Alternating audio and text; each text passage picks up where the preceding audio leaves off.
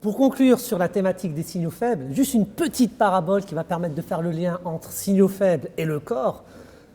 Vous avez un jeune homme qui est complètement en déperdition, en déshérence, il va voir son grand-père. Il dit « Grand-père, dis-moi, donne-moi une parole qui me sauve. » Grand-père ne dit rien.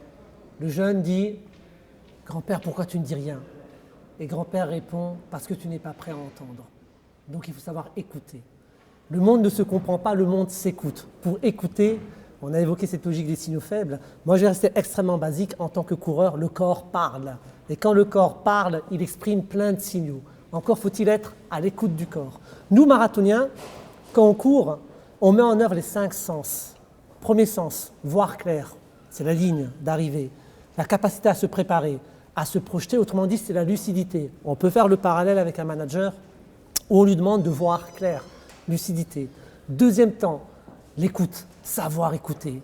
L'axiome de base de tout coureur, c'est être à l'écoute de son corps. Ce qu'on demande à un bon manager, c'est d'être à l'écoute de son corps social, être à l'écoute forcément des besoins de ses salariés, parce que les crises sociales sont des crises de l'écoute. Troisième temps, le toucher. Entre coureurs, il y a une solidarité organique qui est forte. Et nous, quand on court, on est constamment en toucher permanent avec les éléments organiques, mécaniques du corps, parce que il y a une alerte, une vigilance. Donc on touche à l'essentiel. Et ce qu'on demande à un manager, c'est de toucher à l'essentiel, c'est le pragmatisme. Quatrième sens en alerte, le flair, le sens, l'intuition, le nez. On a beau préparer une course, le jour J, on improvise. On s'adapte parce qu'on ne sait pas comment ça va réagir. Et bien on demande à un manager de faire preuve également d'intuition et d'improvisation.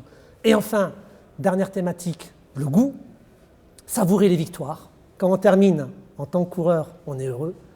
Parce qu'on savoure les victoires et savoir fêter des petites victoires, savoir dire bravo. Si le corps a besoin de nourriture, le cœur a besoin de reconnaissance, un bon manager, c'est quelqu'un qui est capable, bien sûr, de savourer les victoires avec ses équipes.